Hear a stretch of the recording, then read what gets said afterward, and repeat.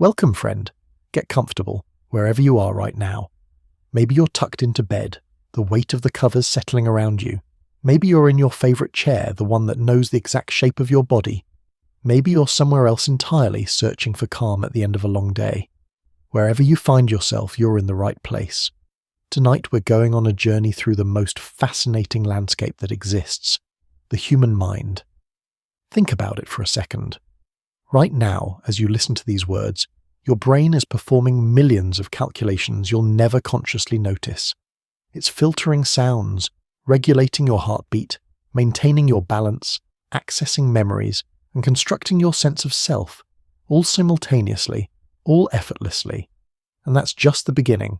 And if you're still awake enough to move, I'd love to know where in the world you're listening from and what time it is for you right now. You can leave it in the comments, so this little corner of the internet feels a bit more like a shared night sky. So settle in, slow your breathing, let the weight of the day begin to lift.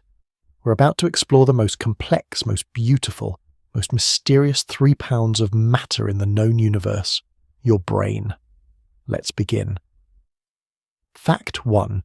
Your brain contains roughly 86 billion neurons. Let's start with something that sounds almost impossible to believe. Inside your skull, right now, you have approximately 86 billion neurons. 86 billion. To put that in perspective, there are more neurons in your brain than there are stars in the Milky Way galaxy. Each one of these neurons is a living cell, and each one is capable of connecting to thousands of other neurons. These connections, called synapses, are where the real magic happens. Your brain contains an estimated 100 trillion to 150 trillion synapses. That's more connections than there are galaxies in the observable universe. Think about that. The complexity packed into the space between your ears exceeds, in some ways, the complexity of the cosmos itself. What's remarkable is that these neurons aren't randomly connected. They form intricate networks, circuits that have been shaped by every experience you've ever had. When you learn something new, when you practice a skill, when you form a memory, you're literally rewiring these connections. Some synapses strengthen, others weaken, new connections form, and old unused ones fade away. This is happening right now as you listen to these words. Neurons are firing in specific patterns, creating temporary changes in synaptic strength. If you encounter these ideas again, if you think about them, if they become meaningful to you, some of those temporary changes might become permanent.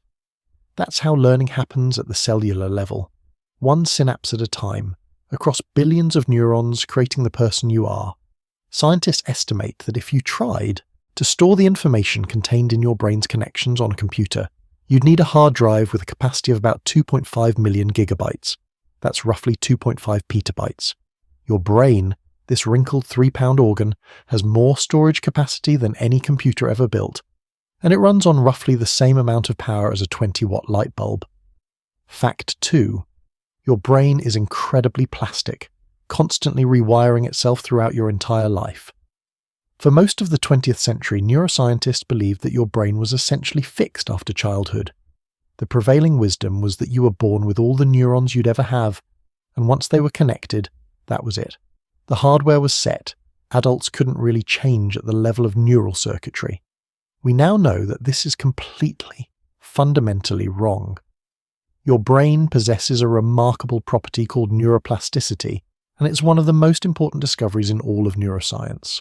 Neuroplasticity refers to the brain's ability to reorganize itself by forming new neural connections throughout life. This happens constantly, every single day, in response to learning, experience, and even injury. When you practice playing an instrument, specific regions of your brain devoted to finger movement and auditory processing literally grow larger. Studies of violinists show that the area of the motor cortex controlling their left-hand fingers, the ones doing the intricate work on the strings, is significantly enlarged compared to non-musicians. This isn't something they were born with. It developed through practice, through thousands of hours of deliberate movement, as their brains rewired themselves to become more efficient at this specific task. The same thing happens when you learn a new language, master a sport, or even navigate a complex video game. Your brain physically changes in response to what you do. Neurons that fire together wire together, as the neuroscience saying goes. When you repeatedly activate the same pattern of neurons, the connections between them strengthen. This is called long-term potentiation, and it's the cellular basis of learning and memory. But neuroplasticity isn't just about getting better at things, it's also how your brain recovers from injury. When someone has a stroke that damages part of their brain, nearby regions can sometimes take over the functions of the damaged area.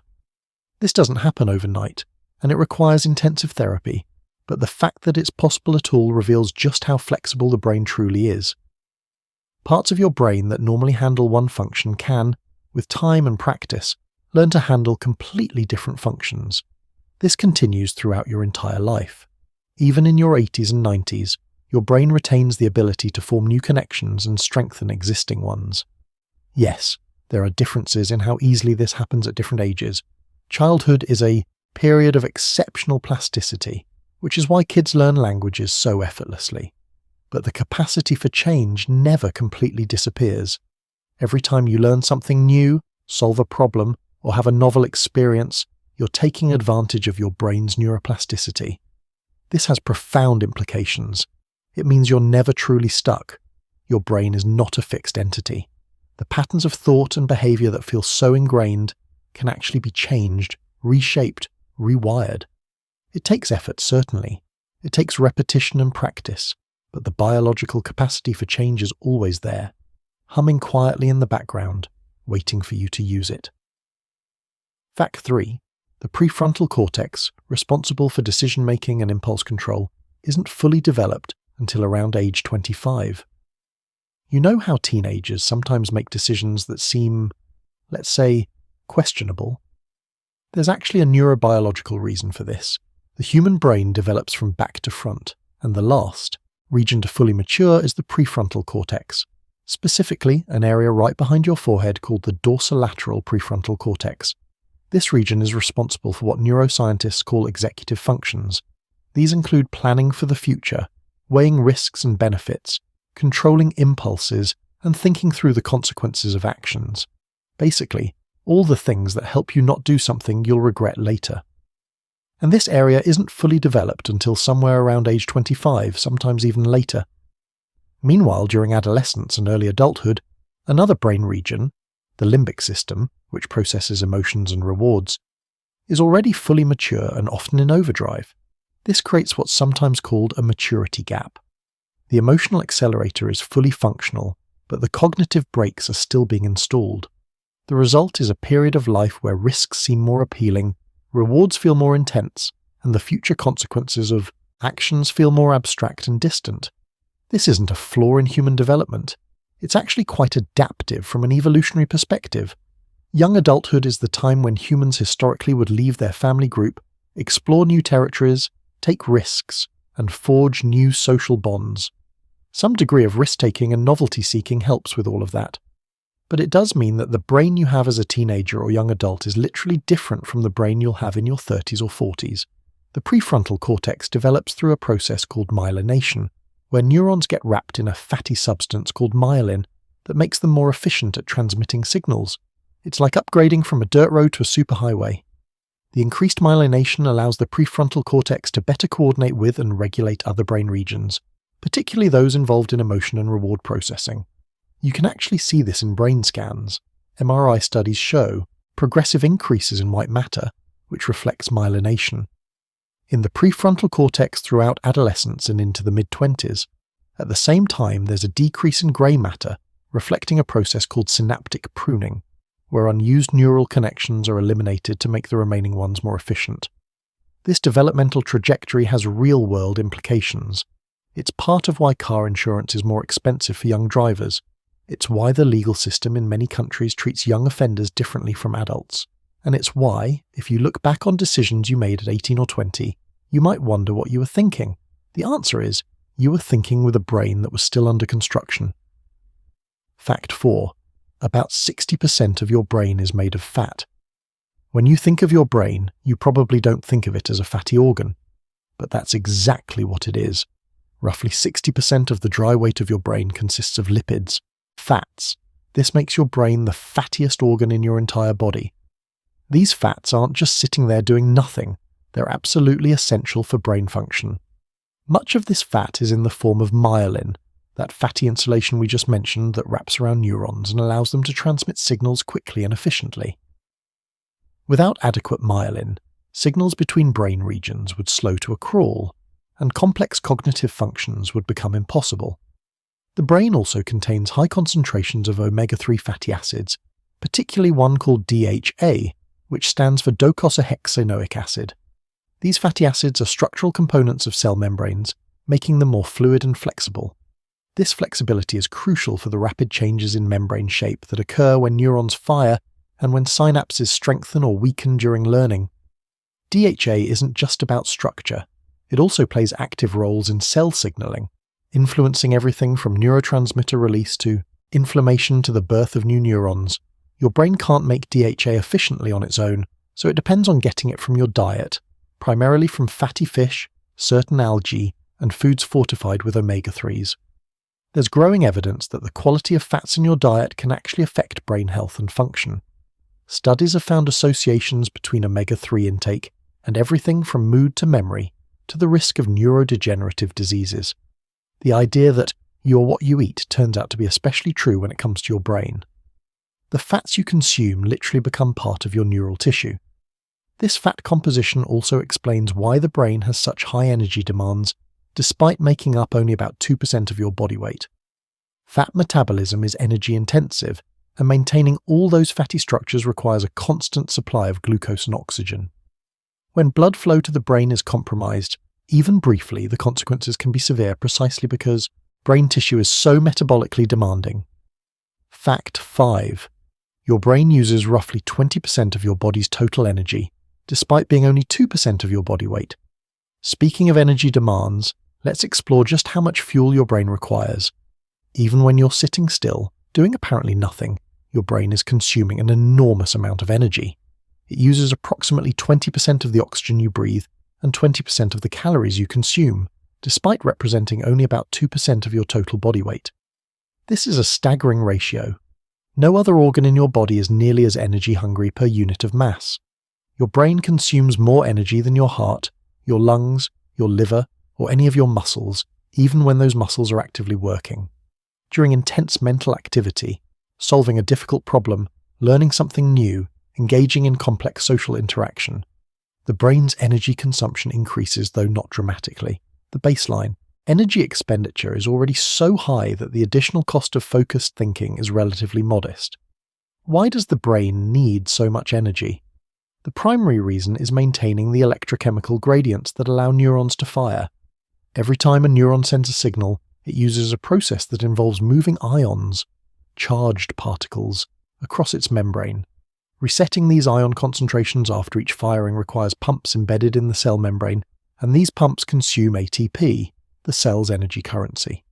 With billions of neurons firing many times per second, even when you're at rest, the energy costs add up remarkably quickly. Another energy drain is the constant synthesis of neurotransmitters, the chemical messengers that carry signals between neurons. Your brain produces and releases neurotransmitters at prodigious rates, and manufacturing these molecules requires energy. The same is true for maintaining synapses, the connections between neurons which are constantly being modified, strengthened, weakened, created, and eliminated as you learn and experience the world. This high energy demand makes the brain vulnerable to disruptions in fuel supply. Your brain runs almost entirely on glucose, blood sugar, with very limited ability to use alternative fuels like the fat-derived ketones your muscles can use. When blood sugar drops too low, cognitive function declines rapidly. You become foggy, irritable, unable to concentrate. This is why you might have trouble thinking clearly when you're hungry. Your brain is literally running low on fuel. The brain's glucose consumption is so consistent and predictable that it's actually used in medical imaging. PET scans measure brain activity by tracking the uptake of radioactively labeled glucose. More active brain regions consume more glucose and thus show up brighter on the scan. This technique has revolutionized our understanding of which brain regions are involved in different mental processes. The evolutionary cost of this energy-hungry brain has been significant. Humans have relatively small guts for our body size, probably because we couldn't afford to maintain both a large gut and a large brain on the limited calories available to our ancestors. The expensive tissue hypothesis suggests that as human brains expanded over evolution, guts had to shrink to compensate. Cooking food helped too, by making nutrients more bioavailable and reducing the energy needed for digestion, freeing up resources for the brain. Fact 6. You cannot tickle yourself because your brain predicts and cancels out the sensation. Here's a strange one. Try tickling the bottom of your foot right now, or the side of your ribs. It won't work, right? You can't tickle yourself no matter how hard you try. But you can definitely be tickled by someone else. Why? The answer reveals something profound about how your brain constructs your sensory experience.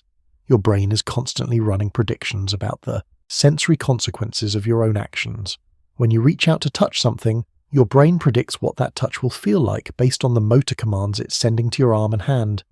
It uses these predictions to filter and interpret the sensory signals that come back. When you try to tickle yourself, your brain knows exactly what you're about to do because it's the one sending the commands to your hand. It predicts the sensation before it happens and essentially cancels it out. The cerebellum, a structure at the back of your brain involved in coordinating movement, plays a key role in this process. It compares predicted sensations with actual sensations, and when they match, as they do when you're producing the sensation yourself, it attenuates the signal. The sensation feels muted, unremarkable, not ticklish. But when someone else tickles you, there's no prediction. The sensation arrives unexpected, and your brain can't filter it out the same way. The unpredictability is actually a crucial part of what makes tickling ticklish. Studies have shown that even a slight delay between your action and the resulting sensation can make self-tickling somewhat effective.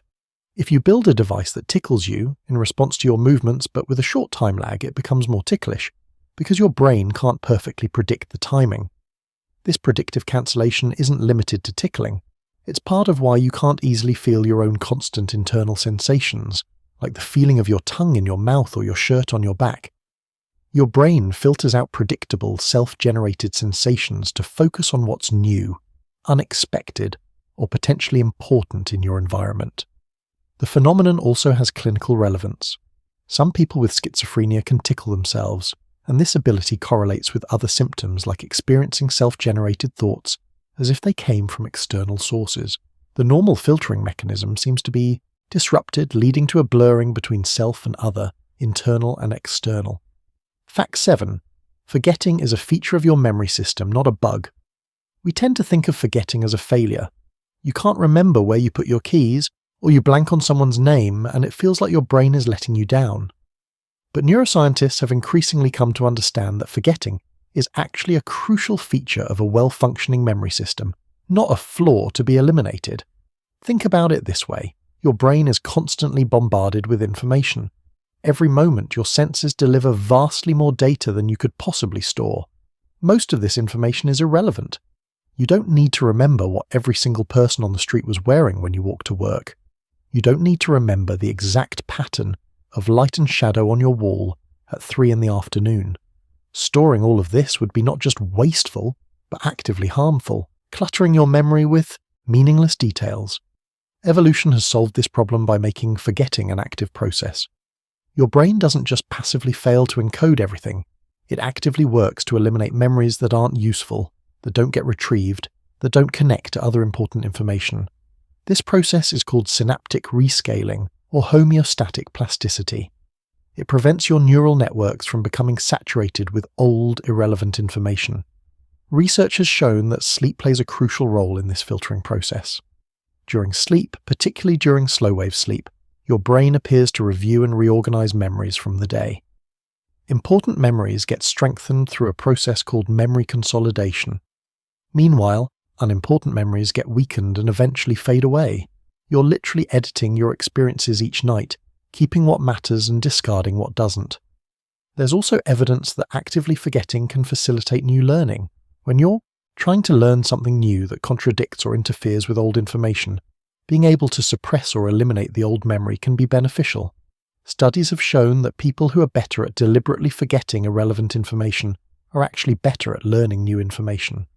The tip of the tongue phenomenon, where you know something but can't quite retrieve it, reflects another aspect of how memory works. The information isn't gone. It's there, but you're temporarily unable to access it. Often it pops into your mind minutes or hours later, demonstrating that forgetting and retrieval are complex processes, not simple binary states. Pathological forgetting, of course, is a different matter. When memory loss becomes severe enough to interfere with daily function, as in dementia, it reflects actual deterioration of the neural substrates of memory.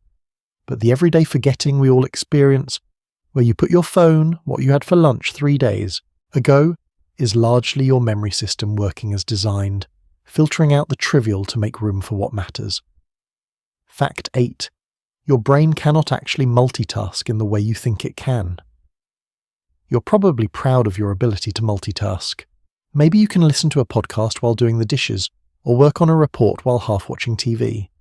But here's an uncomfortable truth. Your brain cannot actually process 2 cognitively demanding tasks simultaneously. What feels like multitasking is actually rapid task switching, and it comes with significant costs. Neuroscience research has consistently shown that when you try to do 2 attention-demanding tasks at once, your performance on both suffers. Your brain can only consciously process one stream of information at a time. When you think you're multitasking, what you're really doing is quickly switching your attention back and forth between tasks. Each switch costs time and mental energy, even if you're not aware of it. Studies using fMRI, brain imaging show that when people try to multitask, different brain regions compete for the limited resources of attention and working memory. The prefrontal cortex, which handles cognitive control, has to constantly redirect focus, and this redirection creates bottlenecks. Information from the task you're not currently focused on either gets processed more poorly or doesn't get processed at all. The cost of task switching adds up. Research suggests that trying to juggle multiple tasks can reduce productivity by as much as 40%. You're not just a little less efficient, you're dramatically less efficient. And the more complex the tasks, the bigger the cost. Simple, well-practiced tasks can be combined more easily. Hence, you can walk and talk at the same time. But 2 tasks that both require focused attention cannot be done simultaneously without severe degradation in performance. There's also a phenomenon called attention residue. When you switch from one task to another, part of your attention remains stuck on the previous task. It takes time for your mind to fully disengage and reorient. This residue persists even after you've consciously shifted your focus, continuing to drain cognitive resources and impair performance on the new task. Perhaps most concerning, chronic multitasking might actually reshape the brain in detrimental ways. Some research suggests that people who regularly engage in heavy media multitasking, like simultaneously watching TV, texting, and browsing social media, show reduced density in certain brain regions involved in cognitive and emotional control. While the causal relationship isn't entirely clear, it raises the possibility that habitual multitasking could have lasting effects on brain structure. The exception to all this is when one of the tasks is truly automatic and doesn't require conscious attention. You can listen to music while running because running, once learned, doesn't require much conscious processing. Your cerebellum and motor cortex can handle that largely on autopilot. But trying to compose an email while participating in a meeting? You're fooling yourself if you think you're doing both well. Fact 9. Your brain generates enough electricity to power a small light bulb. Your brain runs on electricity, not in the way a computer does, with circuits and transistors, but through electrochemical signals passing between neurons, and the total electrical activity in your brain is substantial enough to power a low-wattage light bulb, generating roughly 15 to 20 watts of electrical power. Every thought, sensation, and action corresponds to patterns of electrical activity flowing through neural networks. Neurons communicate by generating brief electrical pulses called action potentials. When a neuron fires, its membrane voltage spikes dramatically for about 1 millisecond before returning to baseline. This spike represents ions, charged particles, rushing into and out of the cell. With billions of neurons firing millions of times per day, the cumulative electrical activity is significant. This electricity can actually be measured from outside the skull using an electroencephalogram, or EEG. The wavy lines on an EEG represent the synchronized electrical activity of millions of neurons, primarily in the cerebral cortex, the wrinkled outer layer of the brain. Different patterns of brain electrical activity correspond to different states of consciousness. When you're awake and alert, your brain shows fast, irregular waves called beta waves. When you're relaxed with your eyes closed, slower alpha waves dominate. As you drift towards sleep, the waves get progressively slower and larger. During deep sleep, huge slow waves called delta waves sweep across your cortex. During REM sleep, when you're dreaming, the electrical activity looks remarkably similar to waking, with fast, desynchronized activity. These electrical patterns aren't just correlates of brain function. They're actually part of the mechanism by which different brain regions communicate and coordinate. Synchronized oscillations allow neurons in distant parts of the brain to fire together, creating temporary functional networks. These networks can then dissolve and reform in different configurations, enabling the flexible, dynamic processing that underlies complex cognition. The brain's electrical activity is so intimately connected to function that disruptions in electrical patterns can cause serious problems. Epilepsy, for example, involves episodes of excessive hypersynchronized electrical activity. During a seizure, huge numbers of neurons fire together inappropriately, overwhelming normal brain function, and potentially causing convulsions, loss of consciousness, or other symptoms depending on which brain regions are affected. Scientists and clinicians are exploring ways to use the brain's electrical activity for both diagnosis and treatment. Some experimental therapies for depression, Parkinson's disease, and other conditions involve implanting electrodes that deliver carefully calibrated electrical pulses to specific brain regions, modulating their activity in therapeutic ways. The fact that we can interface with the brain electrically at all is a testament to its fundamentally electrical nature. Fact 10. Your brain has specialized cells that fire when you watch someone else perform an action. Imagine watching someone reach for a cup of coffee and take a sip. As you observe this, something remarkable happens in your brain. Specific neurons fire in your motor cortex, the region that controls movement, even though you're not moving at all. These neurons, called mirror neurons, respond both when you perform an action yourself and when you watch someone else perform the same action. Mirror neurons were first discovered accidentally in the early 1990s by researchers studying monkeys. They were recording from neurons in a region of the monkey brain involved in controlling hand movements. One day, a researcher reached for something, and suddenly the monkey's neurons fired, even though the monkey itself hadn't moved. The neurons were mirroring the observed action. Since then, evidence has accumulated that humans also have mirror neuron systems, probably more extensive than those in monkeys. Brain imaging studies show that watching someone perform an action activates many of the same brain regions that are active when you perform that action yourself. It's as if your brain is internally simulating the observed action, running a covert version of it in your neural circuitry. These mirror systems might be fundamental to how we understand other people's actions and intentions. When you see someone reach for a cup, your mirror neurons help you immediately grasp what they're doing and why. You don't have to consciously reason about it. The understanding is immediate, automatic, grounded in your own motor repertoire. You understand their action by mapping it onto your own potential actions. Some researchers believe mirror neurons play a role in empathy and emotional contagion. There's evidence that observing someone experiencing an emotion activates some of the same brain regions that would be active if you experienced that emotion yourself.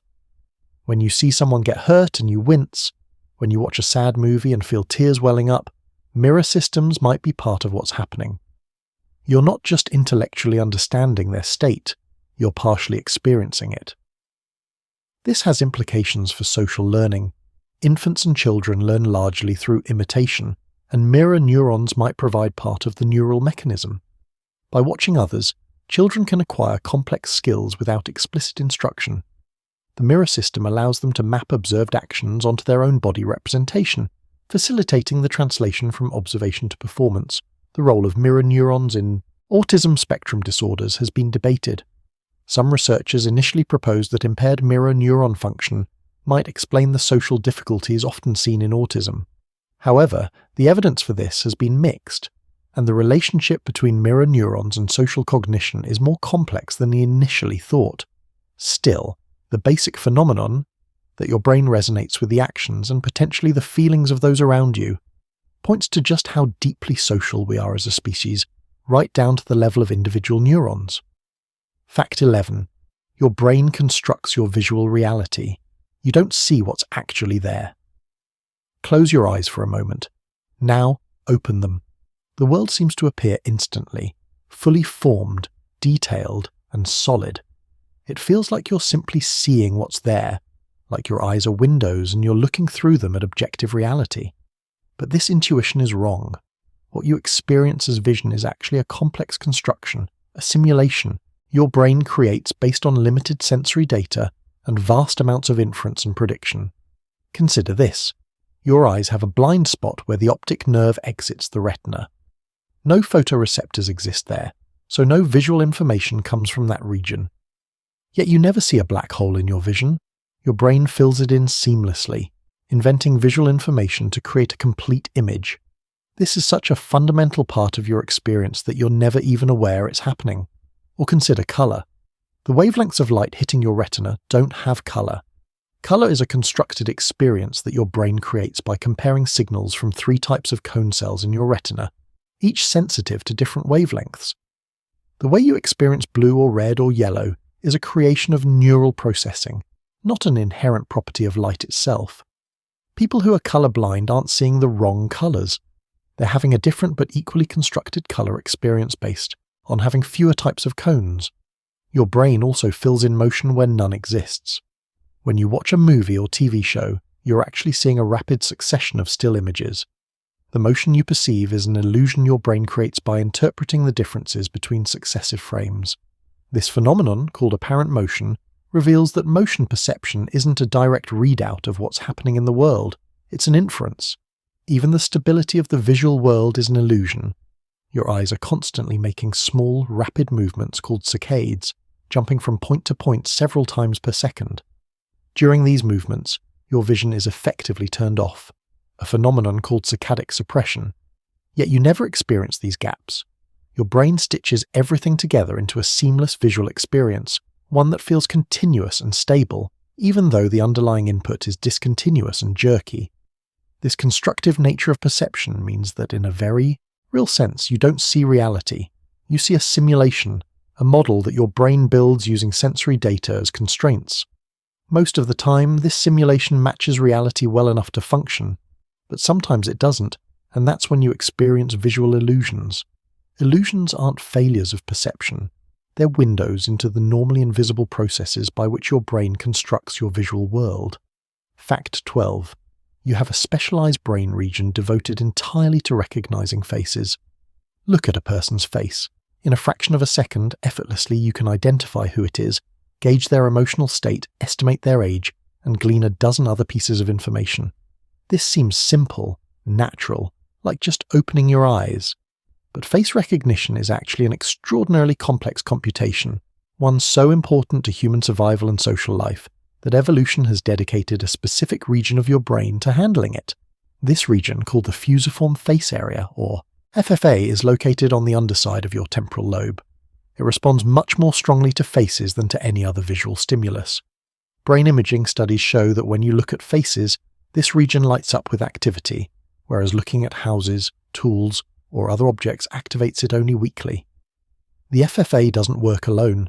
It's part of a broader face processing network that includes regions involved in analyzing facial features, extracting identity, reading emotional expressions, and directing attention to important social cues. This network is remarkably sensitive. You can recognize a familiar face under terrible lighting conditions, from odd angles, partially obscured, or even in a crude line drawing. You're much better at this than at recognizing other types of objects under similarly degraded conditions.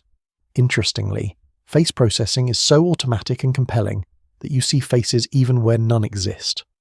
This phenomenon, called face pareidolia, is why you see faces in clouds, in the pattern of tiles on a bathroom floor, in the front of a car, or in burn marks on toast. Your face processing system is so eager to find faces that it sometimes generates false alarms, detecting face-like patterns in random visual noise. When the face processing system is damaged, usually from a stroke or injury to the temporal lobes, the result can be a condition called prosopagnosia, or face blindness. People with prosopagnosia can see faces perfectly well. They can recognize expressions and gender and age, but they cannot identify who the person is, even if it's someone they know intimately.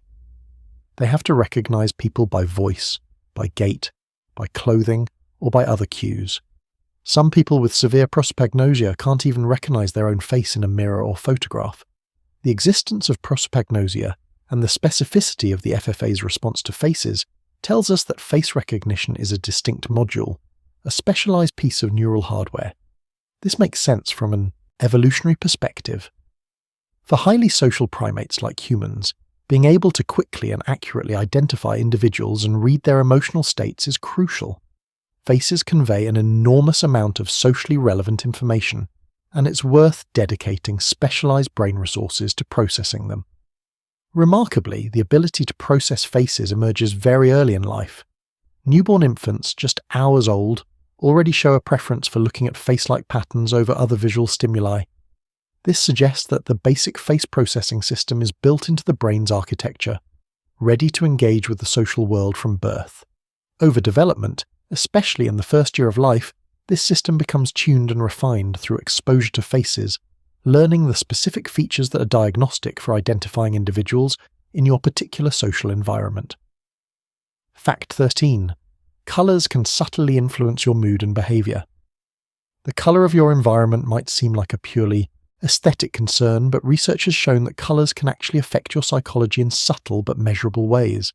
Different colors have different associations, and these associations can influence everything from your mood to your perception of temperature to your performance on cognitive tasks. Red, for instance, has been associated with increased arousal, heightened attention, and sometimes anxiety or aggression. Studies have found that seeing red can increase heart rate and blood pressure slightly. In some contexts, red enhances performance on tasks requiring attention to detail, but impairs performance on tasks requiring creative thinking. Athletes who wear red uniforms may even have a slight competitive advantage, perhaps because the colour signals dominance and leads opponents to be more cautious. Blue tends to have the opposite effects. It's associated with calmness, relaxation, and sometimes sadness, hence feeling blue. Blue environments can lower physiological arousal and make people feel cooler, even if the actual temperature hasn't changed. Some research suggests that blue light can enhance performance on creative tasks that benefit from a more relaxed, open mindset. Yellow is often linked to happiness and optimism, possibly because it resembles sunlight. Some studies suggest that yellow environments can boost mood and energy. However, too much bright yellow, especially in enclosed spaces, can also be overwhelming and lead to increased anxiety. It's a delicate balance.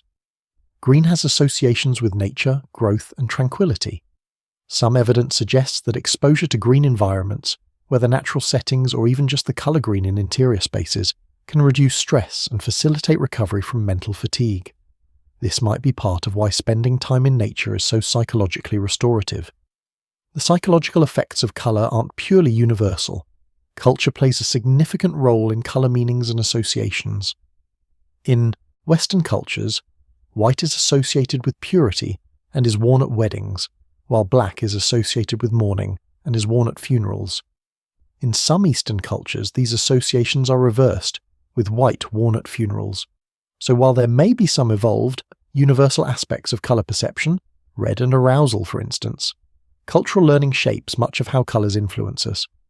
Context also matters enormously. A red sports car and a red warning sign both use the same colour, but they convey very different meanings. Your brain doesn't just process the colour in isolation, it integrates colour with shape, context, and learned associations to derive meaning. This is why marketing and design professionals spend so much time thinking about colour choice. They're trying to leverage these subtle psychological effects to influence your perceptions and behaviours. Fact 14. First impressions form in about 7 seconds and are remarkably persistent. When you meet someone new, your brain immediately begins constructing a judgment about them. Within roughly 7 seconds, sometimes even less, you've formed a preliminary impression that covers everything from their competence to their trustworthiness to whether you'd like to be friends with them. This impression isn't based on deep knowledge or careful observation. It's a snap judgment, formed rapidly and largely unconsciously, based on minimal information. These first impressions are constructed from whatever information is immediately available. Physical appearance plays a huge role. Things like facial structure, grooming, posture, and clothing. The way someone makes eye contact or doesn't matters. Their initial words and tone of voice contribute. Even subtle cues like the firmness of a handshake can factor in. Your brain synthesizes all these pieces of information into a holistic impression in seconds. What's striking is how persistent these first impressions are. Research in social psychology has repeatedly shown that first impressions colour subsequent interactions and can be remarkably resistant to change, even in the face of contradicting evidence. This is partly due to confirmation bias. Once you've formed an impression, you tend to notice and remember information that confirms it while discounting or forgetting information that contradicts it. If you decided in the first 7 seconds that someone is unfriendly, you might interpret their neutral comments as cold, while overlooking moments of warmth. There's also something called the halo effect. If your first impression is positive in one dimension, say, you think someone is attractive or well-dressed, that positive judgment tends to bleed over into other dimensions. You're more likely to assume they're also intelligent, kind, and competent, even with no evidence for those traits. The reverse is true for negative first impressions. Brain imaging studies have shed some light on what's happening neurologically. When you meet someone new, regions involved in social cognition, particularly parts of the prefrontal cortex and the amygdala, become active. The amygdala, involved in processing emotions and detecting threats, seems to play a role in the immediate gut-level feeling about whether someone is trustworthy or dangerous. This system evolved for quick threat assessment and friend or foe judgments, which would have been crucial for survival in our ancestral environment. The implications are significant. Job interviews, first dates, networking events, any situation where you're meeting someone for the first time, those initial seconds are disproportionately important. You can spend an hour in a conversation, but that first brief encounter will colour the interpretation of everything that comes after. This doesn't mean first impressions are impossible to overcome. They can be, especially if the contradicting evidence is strong and repeated. But it's harder than it should be, and many people never get past that initial snap judgment. There's a certain unfairness to this. You can be having a bad day, be distracted, or just happen to make an awkward comment right at the wrong moment, and suddenly you're fighting against a negative first impression that doesn't reflect who you really are. On the flip side, understanding how first impressions work can help you be more intentional about the image you project in those critical initial moments. Awareness that the judgment is happening so quickly can also make you more skeptical of your own first impressions, more willing to give people a second look. Fact 15. Your eyes blink on average 15 to 20 times per minute, and your brain edits out the darkness. Your eyes are constantly blinking. Right now, even as you're listening to this, your eyelids are periodically closing for a fraction of a second. On average, people blink 15 to 20 times per minute. That's nearly 1,000 times an hour, roughly 20,000 times a day. Each blink completely blocks your vision for about 1/10 to 1/3 of a second. If you do the math, this means you're essentially blind for a not insignificant portion of your waking life. Depending on how long your individual blinks are, you might spend anywhere from 30 minutes to 2 hours per day with your eyes closed from blinking alone. And yet you never consciously experience this. You never notice the darkness, the gaps in your visual experience. The world appears continuous and uninterrupted. Your brain accomplishes this feat through a phenomenon called blink suppression. Just before, during, and just after a blink, your brain temporarily dampens activity in the visual cortex. It's as if your brain actively doesn't process visual information during blinks. This prevents you from experiencing the darkness, but it does more than that. Your brain also stitches together the visual information from before and after the blink, creating the illusion of a seamless, continuous, visual stream. Interestingly, this suppression doesn't just block the darkness, it also makes you briefly less aware of visual changes that occur during the blink. Experiments have shown that if something in a scene changes while you blink, you're less likely to notice it than if it changed while your eyes were open. This is one reason why magicians sometimes use subtle movements or misdirection timed to when they expect you to blink. The change happens during a moment when your brain's visual processing is suppressed, making the trick harder to detect. Blinking serves important biological functions. It lubricates the eye, spreading tears across the cornea to keep it moist and wash away debris. It also gives the eye muscles a brief rest. But the fact that blinking is so frequent and that your brain goes to such lengths to hide it from your consciousness reveals something deeper about perception. What you experience is not raw sensory input, it's a curated, edited, stabilized representation that your brain constructs to be useful and coherent, even if that means omitting or inventing information. This connects to a broader principle about consciousness. Your subjective experience feels complete, unified, and continuous. But this completeness is partly an illusion. Your brain is constantly filling in gaps, making up information, and editing out inconsistencies. Most of the time, you're never aware of this editing process. Blinks are one small example of a much more general phenomenon. Your brain constructs your reality, and it does so by carefully controlling what makes it into your conscious awareness. Fact 16. Your memories are reconstructed each time you recall them and can be altered in the process. When you remember an event from your past, it feels like you're accessing a stored record, like playing back a video file. The memory seems to be right there, stable and fixed, waiting to be retrieved. But neuroscience has revealed that this intuition is profoundly mistaken. Memory doesn't work like retrieving a file from a computer. It works through reconstruction, and each time you remember something, you're subtly recreating that memory, and in the process, you might be changing it. Here's what happens when you recall a memory. Multiple brain regions become active, stitching together different components stored in different places. Visual details might be stored in visual cortex, emotional tone in the amygdala, contextual information in the hippocampus. Your brain weaves these pieces together into a coherent experience that feels like remembering. But the reconstruction process is imperfect and susceptible to influence from your current state, your expectations, and information you've acquired since the original event. Studies have repeatedly demonstrated that memories can be altered, distorted, or even entirely fabricated. In one classic series of experiments, psychologist Elizabeth Loftus showed participants video clips of car accidents and then asked questions about what they saw. If the question included misleading information, like asking, how fast were the cars going when they smashed into each other, versus how fast were they going when they hit each other, participants' memories changed. The word smashed led them to remember the cars going faster, and even to falsely remember seeing broken glass that wasn't in the original video. Even more strikingly, entirely false memories can sometimes be implanted. Research participants have been led to believe, through suggestive questioning and fake evidence, that they experienced events in childhood that never actually happened. Getting lost in a mall, spilling punch at a wedding, having a hot air balloon ride.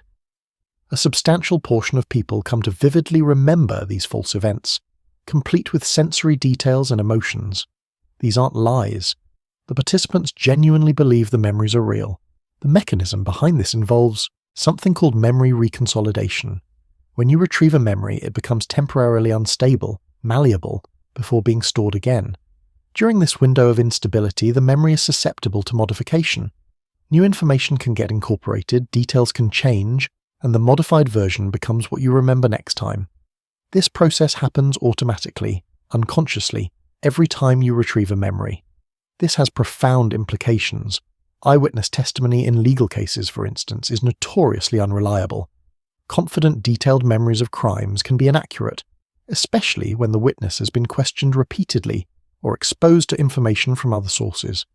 Each time they recall and describe what they saw, there's a chance their memory is being altered, becoming more consistent with their expectations or with information they've learned after the fact. On a personal level, it means that your memories of your own life are not perfect recordings. They're reconstructions, interpretations, narratives you've built and rebuilt over time. Cherished childhood memories might include details you've filled in from photographs or family stories rather than from actual experience. Arguments you remember having with someone might be distorted by your feelings and assumptions, mixing together elements from different conversations or adding details that feel true even if they weren't present in the original event. This doesn't mean all memories are unreliable. Many memories, especially when recalled soon after the event and not subjected to repeated questioning or suggestive influences, are reasonably accurate. The core gist of what happened is usually preserved, but the details, the specific words someone said, the exact sequence of events, the precise emotional quality, these can shift and change each time you remember them, slowly transforming your past into something different from what actually occurred. Fact 17. Your brain has negativity, bias. It pays more attention to negative information than positive. Imagine you receive 10 compliments and 1 criticism in a day. Which one sticks with you?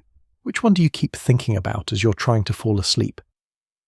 For most people, it's the criticism. That single negative comment can overshadow all the positive feedback, looming larger in your mind and having a greater emotional impact. This isn't a personal failing, it's a feature of how your brain is wired, something called negativity bias. Negativity bias refers to the tendency for negative events, negative emotions, and negative information to have a stronger psychological impact than positive ones of equal intensity.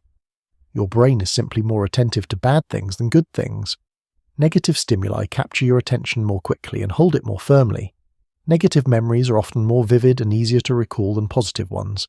And negative information weighs more heavily in your judgments and decisions. This bias shows up across many domains. In forming impressions of other people, negative traits have more weight than positive ones. Learning that someone is dishonest or mean will shape your overall impression more than learning they are honest or kind. In evaluating experiences, negative elements can disproportionately color your memory of the event. A vacation can be wonderful overall, but one bad meal or one argument might be what you remember most. The bias exists for good evolutionary reasons. In your ancestors' environment, threats, predators, poisonous foods, hostile individuals posed immediate survival challenges. Missing a potential danger could be fatal, while missing a potential opportunity might just mean slightly less success. Natural selection favored brains that were especially vigilant for negative, threatening information. Being overly cautious, seeing threats that might not be there, was better than being insufficiently cautious and dying. Brain imaging studies show that negative stimuli elicit stronger electrical activity in the brain than equally arousing positive stimuli. The amygdala, involved in processing emotions and detecting threats, responds more strongly to negative information. This heightened response helps explain why negative experiences and information seem to demand more of your attention and stick more firmly in memory. Negativity bias can have downsides in the modern world, where most of us aren't facing constant physical threats. It can lead to dwelling on negative events, being overly affected by criticism, and having a pessimistic outlook. It's part of why anxiety disorders are so common. The brain is predisposed to expect and watch for bad things. It's also part of why bad news dominates media. Negative headlines grab attention more effectively than positive ones, so journalists and editors, consciously or not, lean toward reporting the bad. Being aware of negativity bias can help you compensate for it. When you notice yourself dwelling on something negative, you can remind yourself that your brain is naturally weighting that information more heavily than it should. You can make a deliberate effort to attend to and savor positive experiences, countering the automatic tendency to overlook them. Practices like gratitude journaling work partly by forcing attention toward positive aspects of life that the negativity bias would otherwise downplay. Fact 18. The sound of someone's voice can influence whether you trust them. Close your eyes and listen to someone speak. Before they've even conveyed any information, before you know what they're saying, you've already started forming a judgment about them based purely on the sound of their voice. Certain vocal characteristics, pitch, tone, pace, warmth, can influence whether you perceive someone as trustworthy, competent, or likable, often without your conscious awareness. Research has consistently shown that lower-pitched voices, particularly in men, are often perceived as more authoritative and trustworthy. This bias might stem from associations between pitch and physical size. Larger individuals tend to have lower voices due to having larger vocal cords. Throughout evolutionary history, size often correlated with dominance and strength, so lower voices might trigger unconscious assumptions about power and competence. Voice quality matters too. Warm, resonant voices tend to be perceived more positively than harsh or nasal ones. A voice that sounds relaxed and confident can inspire trust, while a voice that sounds nervous or uncertain can undermine credibility, even if the words being spoken are exactly the same. This is part of why professional speakers and politicians often work with voice coaches. They're not just learning what to say, but how to say it, shaping the acoustic properties of their speech to influence listeners. Speech patterns also play a role. People who speak slightly faster are sometimes perceived as more intelligent and competent, perhaps because rapid speech suggests quick thinking, but too fast and you can seem anxious or untrustworthy. People who speak slightly slower can come across as more thoughtful and sincere, though too slow, and you risk seeming unsure or less intelligent. There's an optimal range that conveys confidence without arrogance, thoughtfulness without hesitancy. Accents and dialects matter as well, though the effect is often more about social biases than anything inherent in the acoustic properties. People tend to perceive their own accent or the Prestige accent in their culture as more trustworthy and intelligent. Unfamiliar accents might be perceived less favourably, not because they sound objectively worse, but because of cultural associations and stereotypes. This is pure bias, but it's a powerful one, affecting everything from job interviews to jury decisions. Emotionally, the voice conveys a wealth of information. You can often tell from vocal tone whether someone is happy, sad, angry, or afraid, even if they're trying to hide it.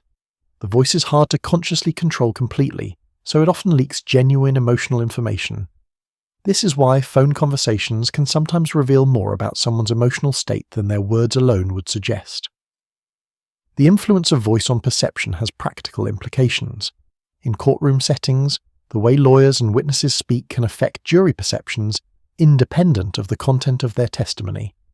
In job interviews, vocal characteristics can influence hiring decisions, sometimes leading to bias against candidates who have perfectly good qualifications, but whose voices don't match unconscious expectations for the role. In media and politics, the power of a compelling voice can be as important as the quality of the message. All of this operates largely beneath conscious awareness.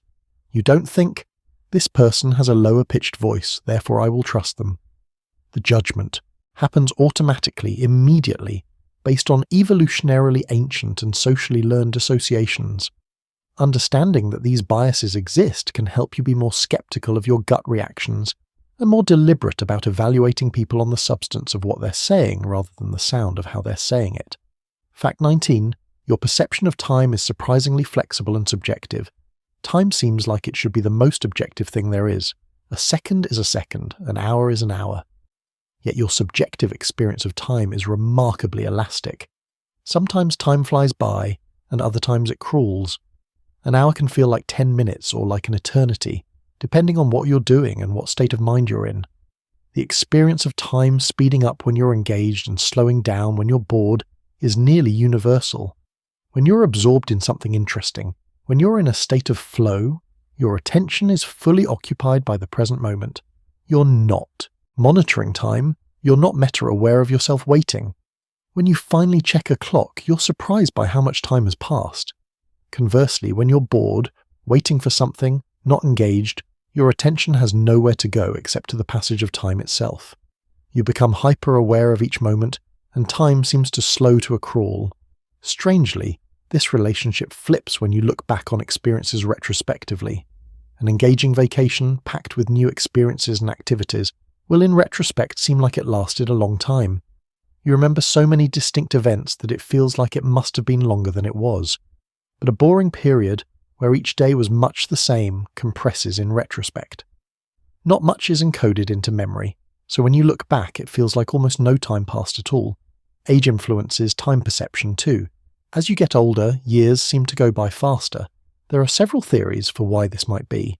One is that each year represents a smaller fraction of your total life, so in relative terms it feels shorter. A year at age 10 is 1/10 of your entire existence, but at age 50 it's only 1/50th. Another theory is that novelty and new experiences slow down subjective time, and as you age, life becomes more routine, with fewer truly novel experiences to mark the passage of time. Emotions dramatically affect time perception as well. Fear and excitement tend to make time feel like it's slowing down. In moments of danger or high arousal, people often report that events seem to unfold in slow motion. This isn't just a retrospective effect. Brain imaging studies suggest that during highly emotional moments, the amygdala becomes very active and lays down dense memories. Looking back, you remember so many details from those brief moments that it feels like they must have lasted longer than they did.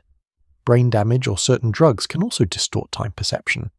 Damage to the basal ganglia, a region involved in movement and timing, can lead to deficits in estimating durations.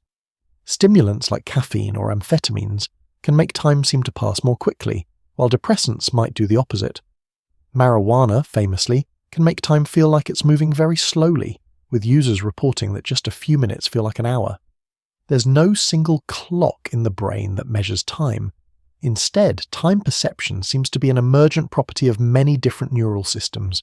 The cerebellum is involved in timing movements and short intervals. The basal ganglia help with longer durations.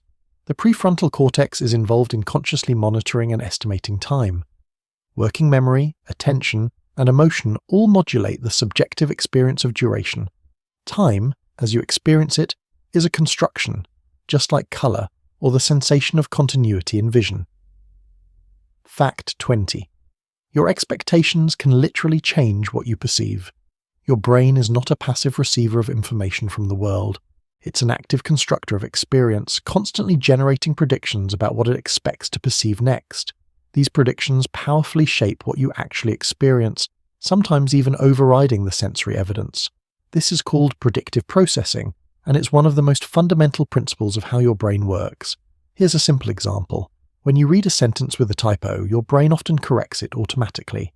You might read, "I went to tea store," and not even consciously notice the misspelled word because your brain predicted what was coming and inserted the expected word into your conscious experience. Only if you look carefully, deliberately checking for errors, might you catch the mistake. Your expectation of seeing "the" was so strong that it overwrote the actual sensory input. Expectations affect all your senses. In wine tasting, studies have shown that people rate the exact same wine as tasting better when they're told it's expensive than when they're told it's cheap. Their expectation about quality literally changes their gustatory experience. The same wine tastes different because the brain is generating different predictions about how it should taste. In vision, this is even more dramatic. Visual illusions often exploit your brain's predictions. The Munker-White illusion, for instance, makes two physically identical grey patches appear different in brightness, depending on the surrounding context. Your brain predicts what shade of grey should be there based on the surrounding pattern, and that prediction becomes what you see. Placebo effects are perhaps the most striking example. Give someone a sugar pill and tell them it's a powerful painkiller, and a significant portion of the time their pain will actually decrease. This isn't just a change in how they report pain. Brain imaging shows actual changes in pain processing regions. The expectation that pain should decrease triggers real neurobiological changes that make pain decrease. The mind, through expectation, changes the body. The nocebo effect is the dark twin of the placebo. If you expect something to make you feel worse, it often will.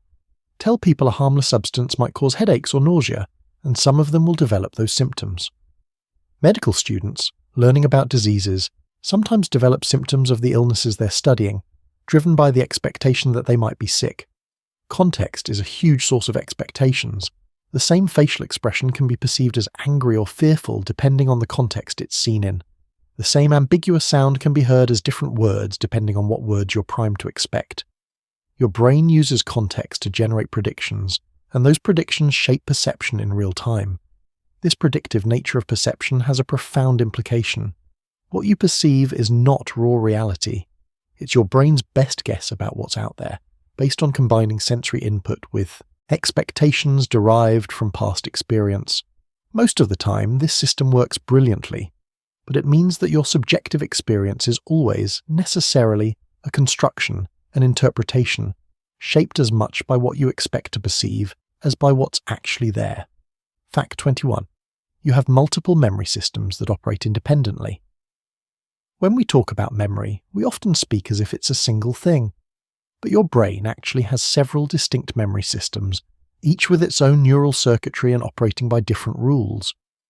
Understanding these different systems can help you appreciate the remarkable complexity of how your brain stores and retrieves information about the world and your life. The most familiar division is between short-term and long-term memory, but it's more nuanced than that. Short-term memory, more accurately called working memory, is what you're using right now to hold information temporarily while you work with it.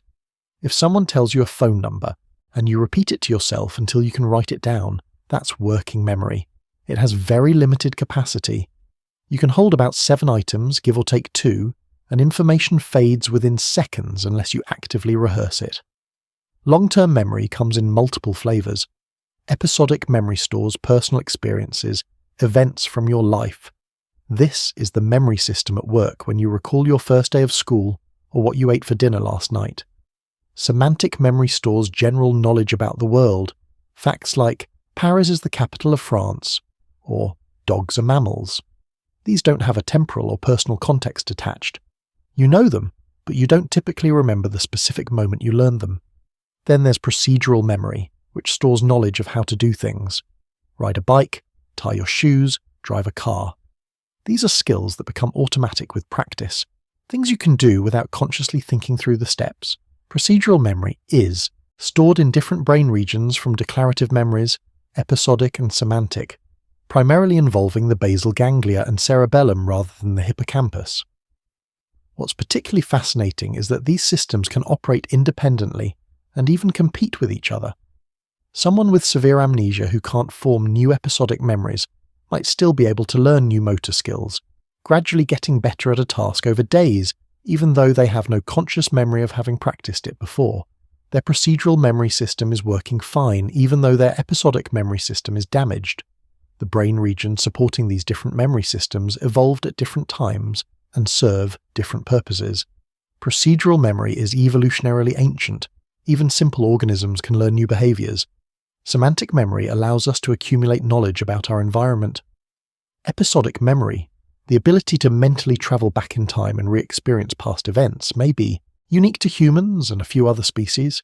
It requires an elaborate neural architecture centered on the hippocampus and surrounding structures in the medial temporal lobe. Understanding that memory isn't monolithic helps explain some otherwise puzzling phenomena. It's why you can know something without remembering where you learned it. It's why you can forget someone's name but remember your impression of their personality. It's why muscle memory is so persistent. You might not ride a bike for 20 years, but when you get back on, your procedural memory kicks in and you discover you still know how. Fact 22. False memories can be surprisingly easy to implant. Here's something unsettling. Your memories, especially your older memories, aren't fixed recordings of past events. They're reconstructions, and each time you recall a memory, you're subtly changing it. This opens the door to a strange and troubling phenomenon: false memories. People can remember, with complete confidence and vivid detail, events that never happened. The malleability of memory has been demonstrated in countless studies. One of the most famous is the Lost in the Mall study by Elizabeth Loftus. Researchers described to participants 4 childhood events, 3 of which actually happened, confirmed by family members, and 1 that was completely fabricated: getting lost in a shopping mall at age 5. About 25% of participants, after hearing the false story and being encouraged to remember, came to believe it had really happened. They added details, described emotions, remembered being scared, and then found by an older person. These weren't vague impressions. They were rich, detailed, confident false memories. Other studies have gone even further. Researchers have convinced people they shook hands with Bugs Bunny at Disneyland. Impossible because Bugs Bunny is a Warner Brothers character. They've made people remember committing crimes they never committed. They've implanted memories of traumatic events, medical procedures, even being attacked by animals. The techniques usually involve suggestion, encouraging people to imagine the event, and repeated questions that presuppose the event occurred. Why is memory so vulnerable? The answer lies in how memories are stored and retrieved. When you experience an event, your brain doesn't save a video file. Instead, different aspects of the experience, sights, sounds, emotions, meanings, are encoded across different brain regions. When you later recall that event, your brain reconstructs it by pulling together these distributed pieces of information. This reconstruction process is inherently creative. Your brain fills in gaps, makes inferences, and weaves together fragments into a coherent narrative. Every time you recall a memory, it becomes temporarily unstable in a process called reconsolidation. The act of remembering actually changes the memory slightly. If new information is present during recall, a suggestion, a leading question, even just imagining related events, that new information can become incorporated into the memory. The next time you remember the event, the false element is now part of it. After several cycles, you may have no memory of the original experience at all, only the distorted version. Context and emotion also play crucial roles. Emotional arousal at the time of an event can make certain details vivid and memorable, but it can also make the memory more susceptible to distortion. High emotion focuses attention on core details, while peripheral details get blurry. Later, when reconstructing the memory, You might confidently fill in those peripheral details based on expectations rather than what actually happened. The legal implications are profound. Eyewitness testimony, once considered the gold standard of evidence, is now known to be highly unreliable. Witnesses can be confident and wrong. They can be certain they saw someone at a scene when that person was never there. Police interrogation techniques, if not carefully designed, can inadvertently create false memories in suspects, sometimes leading to false confessions. This doesn't mean all your memories are false or that you can't trust your mind. Most memories, especially recent ones and especially those of emotionally significant but not traumatic events, are reasonably accurate in their broad strokes. But the fine details are often wrong, and the more time passes, the more reconstruction occurs. Your memory is more like a Wikipedia article that gets edited every time someone views it than a photograph stored in a drawer. Fact 23. The hippocampus is essential for forming new long-term memories. Deep in the temporal lobe of your brain, nestled beneath the cortex, lies a structure shaped like a seahorse. That's actually how it got its name. Hippocampus comes from the Greek words for horse and sea creature. This small curved structure is absolutely essential for creating new long-term memories. Without it, you'd be permanently stuck in the present moment, unable to form any lasting record of your experiences. We know this primarily because of people who have suffered damage to their hippocampus. The most famous case is a man known as H.M., who underwent brain surgery in 1953 to control severe epilepsy. Surgeons removed portions of his hippocampus and surrounding structures from both sides of his brain. The surgery stopped his seizures, but it had a devastating side effect. He could no longer form new long-term memories. From the day of his surgery until his death in 2008, H.M. lived in an eternal present. He could remember his childhood and early adult life before the surgery, but nothing new stuck. You could talk with him, leave the room for a few minutes, and when you returned, he'd have no memory of having met you before.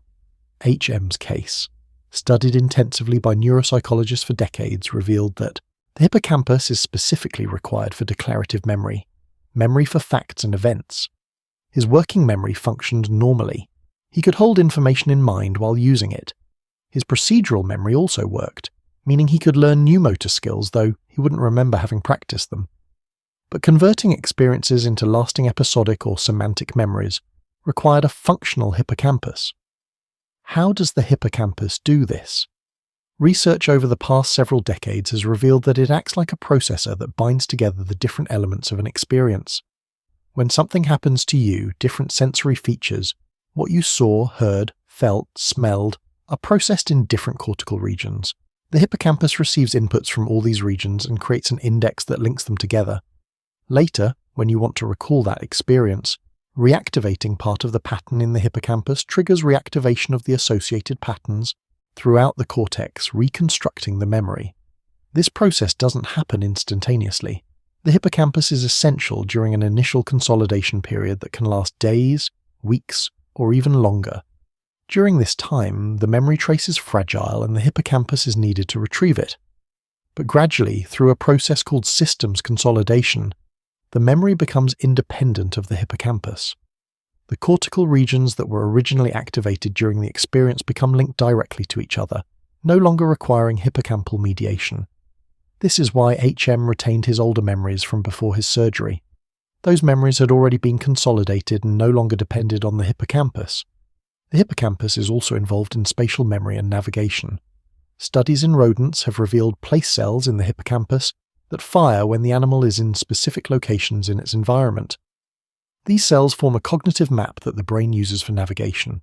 In London, taxi drivers, who must learn incredibly detailed knowledge of city streets, MRI studies have shown that the posterior hippocampus is enlarged compared to non-taxi drivers, and the size increase correlates with years of experience. This is a striking demonstration of the hippocampus's plasticity and its role in spatial learning. Sleep plays a crucial role in hippocampal-mediated memory consolidation. During sleep, particularly during slow-wave sleep, patterns of activity that occurred during waking experience replay in the hippocampus, often in compressed faster than real-time sequences. This replay is thought to strengthen the memory trace and facilitate its gradual transfer to cortical storage. This is part of why sleep is so important for learning and memory. The hippocampus is vulnerable to various forms of damage. Lack of oxygen, as might occur during a stroke or cardiac arrest, can severely damage hippocampal neurons. Chronic stress and elevated cortisol levels can impair hippocampal function and even cause atrophy. Alzheimer's disease typically affects the hippocampus early in its course, which is why memory loss is such a prominent early symptom. Understanding the hippocampus and how it works has been central to understanding memory as a whole, and protecting hippocampal health is crucial for maintaining cognitive function throughout life. Fact 24. Forgetting is actually a feature, not a bug. We tend to think of forgetting as a failure of memory, something that happens when our brains aren't working properly. But research increasingly suggests that forgetting is actually an adaptive feature of how memory works. The ability to forget irrelevant or outdated information is just as important as the ability to remember relevant information, and your brain engages in active processes to make forgetting happen. Think about it from a practical standpoint. Your brain is constantly bombarded with sensory information. Every moment of every day, you're exposed to countless sights, sounds, sensations, and experiences. If you remembered everything with equal fidelity, your memory system would quickly become cluttered with useless information. Where did you park your car 3 Tuesdays ago? What did the person next to you on the bus last month look like? What were the first 10 words you read in a random article yesterday?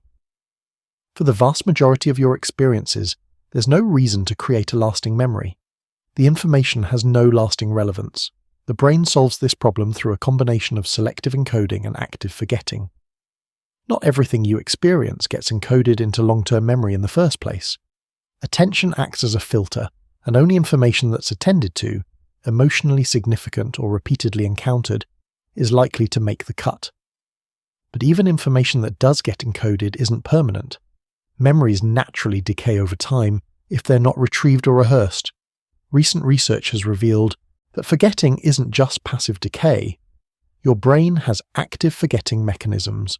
Studies have identified specific molecules and cellular processes involved in actively weakening and eliminating synaptic connections that encode memories. In experiments with fruit flies and mice, scientists have found that blocking these forgetting mechanisms leads to better memory in some tasks, but worse performance in others, particularly tasks that require flexible updating of information or ignoring irrelevant details. One adaptive function of forgetting is to prevent interference. If you remember too much, old memories can interfere with new ones, especially when they're similar. If you're trying to remember where you parked your car today, retrieving memories of where you parked every other day this month would be confusing rather than helpful. Forgetting the parking locations from previous days makes it easier to remember today's location. This is called proactive interference, and controlled forgetting reduces it. Forgetting also allows you to generalize and extract patterns. If you remember every specific instance of encountering a dog, every single dog you've ever seen, in perfect detail, it becomes harder to form a general concept of dog. By forgetting specific details while retaining the gist, the commonalities across experiences, you can build abstract knowledge and categories. This trade-off between remembering specifics and extracting generalities is fundamental to how human learning works. There's also an emotional benefit to forgetting. Painful or traumatic memories naturally fade over time, a phenomenon sometimes called fading effect bias. The emotional intensity of memories decreases faster than the content of the memories. This helps you move on from negative experiences. People who can't forget, who have conditions like highly superior autobiographical memory, where they remember virtually every day of their lives in detail, often report that it's burdensome rather than beneficial. They can't let go of old grievances, old embarrassments, old pains. The past is always vividly present. Interestingly, retrieval practice can prevent forgetting. When you actively recall information, you strengthen the memory trace, making it less likely to be forgotten. This is why testing yourself on material you've studied is more effective than simply rereading it. The act of retrieval, even if difficult, consolidates the memory. Spacing out your retrieval practice over time is even more effective, creating stronger, more durable memories. This is the basis of spaced repetition systems used in learning. So when you forget something, it's not necessarily because your brain is failing. It might be because your brain is working exactly as it should, prioritizing relevant information and letting go of what doesn't matter. Forgetting is part of the adaptive brilliance of human memory, allowing you to navigate a complex world without drowning in irrelevant details. And there we have it. 100 psychological facts about the most extraordinary thing in the known universe, your mind. If you enjoyed learning about the fascinating science of psychology tonight, please consider subscribing to the channel and leaving a like. It helps more people discover these deep dives into how the mind works. And if there's a particular aspect of psychology you'd like to explore next, leave a comment below. Until next time, sleep well, dream deeply, and remember, your brain is currently doing all of this without you even trying. Good night.